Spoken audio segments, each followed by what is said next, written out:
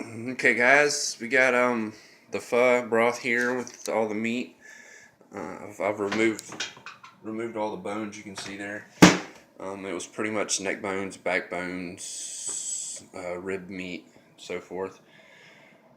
Again, I'm not making pho broth. It's extremely concentrated. There's like 10 times the amount of spices that should be in here, so I'm probably not going to drink this broth.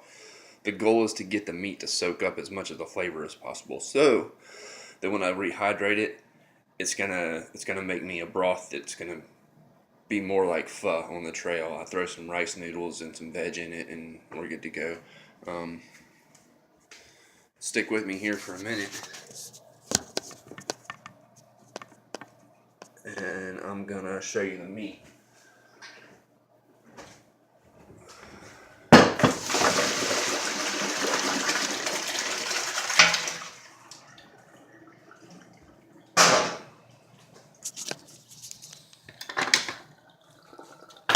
Alright, so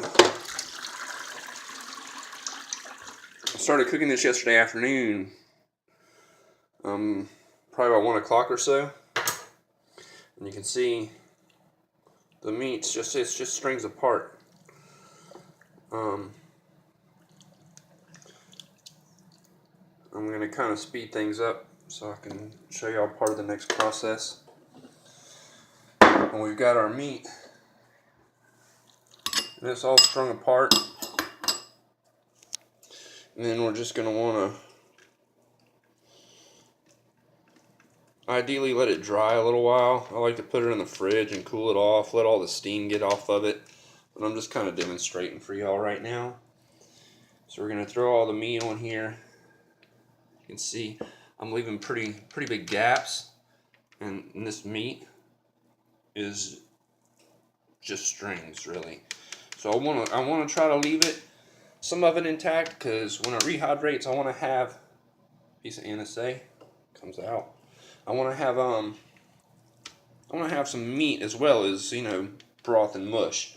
So I'm not going to squish it all. And there's going to be a lot of these chunks of NSA and other spices that are in here, cinnamon and so forth.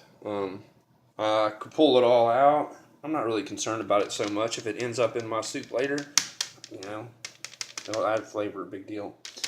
So basically, I'd have another little bit here. I'm going to want to fill the tray up, and you can see I've got some more big chunks. I'm just going to leave them big. If it takes a little longer for them to dehydrate, that's fine.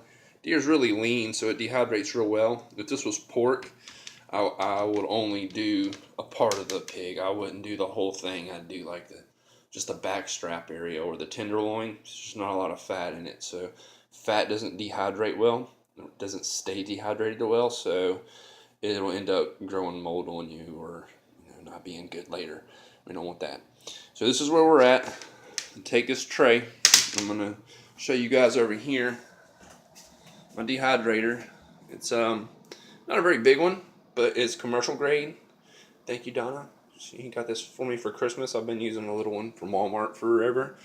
This makes it much easier. This is not deer meat in here. You can see temperatures. I'm at 158 degrees. I just started this over, so it's 12 hours or whatever, but you can set it to 20 hours, wherever you like. This is not deer. Like I said, this is chicken. And this chicken was baked with lemons, and then just like the deer meat, it strings apart. I want to leave kind of chunks in there so that I have chunks of chicken whenever I rehydrate this and put it in the stuffing or whatever I'm going to do with it later. But you can see it's doing real well, and this has been in here, I'd say, for a good 13 or 14 hours already. I think I had it set for 14 hours, and it's stopped about an hour after I woke up, so I restarted it, give it a few more hours. But that's where we're at now, and I'm going to come back later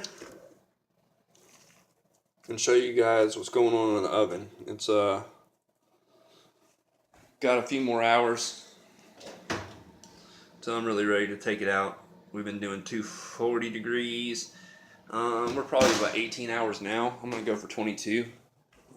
The longer you cook it, the better it's gonna be. So anyway, that's it, and y'all stay tuned. I'm gonna keep on doing this and show you everything later.